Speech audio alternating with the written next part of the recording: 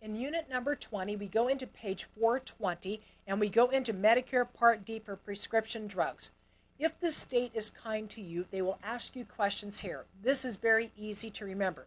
Remember, Part D is for prescription drugs. And on page 420, highlight the first part of the sentence. Medicare Part D makes prescription drugs coverage available to people covered by Medicare. These 3 bullets are all 3 possible state exam questions.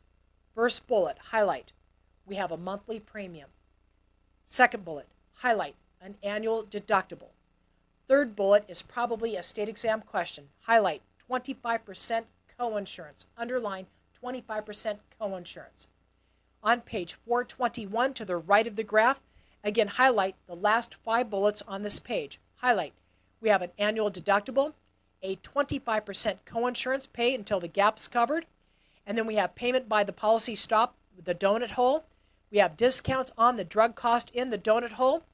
The second to the last bullet, underline 5% copay after the donut hole, and the gap in the donut hole ends in 2020, which is this year. On the bottom of page 421, the state might ask you questions under the Medicare and employer group health coverage. Let's read this, and I'll suggest where to highlight. An individual age 65 or over may be covered by group health plan and Medicare.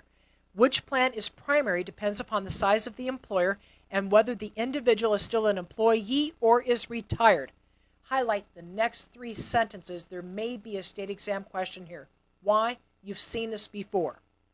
Highlight, if the employer has less than 20 employees, Medicare is primary.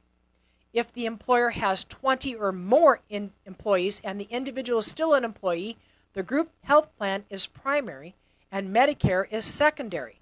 If the employer has 20 or more employees and the individual is retired, Medicare is primary and the group plan is secondary. Let's keep reading. Regardless of the employer's size, Medicare eligible persons could choose to reject group health coverage, in which case Medicare becomes the primary payer for the Medicare-covered health services.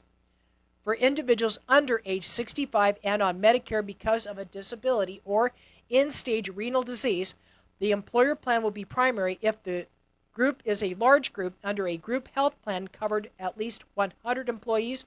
Medicare would be primary if the group is not a large group health plan. On page 422, we go into Medicare supplement. So what's the difference between Medicare Advantage plans and Medicare supplement? So just to keep it real simple in a nutshell, Medicare Advantage plans tend to be in-network. Medicare supplements tend to be out-of-network. And on page 422, let's read about the Medicare supplement, the out-of-network. Let's read this. A Medicare supplement insurance, a Medigap policy sold by private companies, can help pay some of the health care costs that the original Medicare doesn't cover. Highlight, like co-payments, coinsurance, and deductibles. The Medicare supplement policy is designed to fill in the gaps in the original Medicare Part A and B. This next sentence has been on every state exam, and you must know this. Highlight this, underline this, put an asterisk here. The state will ask you this. It is illegal for anyone to sell a Medicare supplement policy to a person who is in the Medicare Advantage plan, Medicare Part C. Why? Well, if somebody already has Plan C in network, and then you turn around and sell them another policy, the Medicare supplement, you just sold them a policy they can never use. So it's illegal to sell somebody both of those policies. And the state will ask you this. On page 422, we go into the standard plans, highlight the first sentence, put an asterisk here.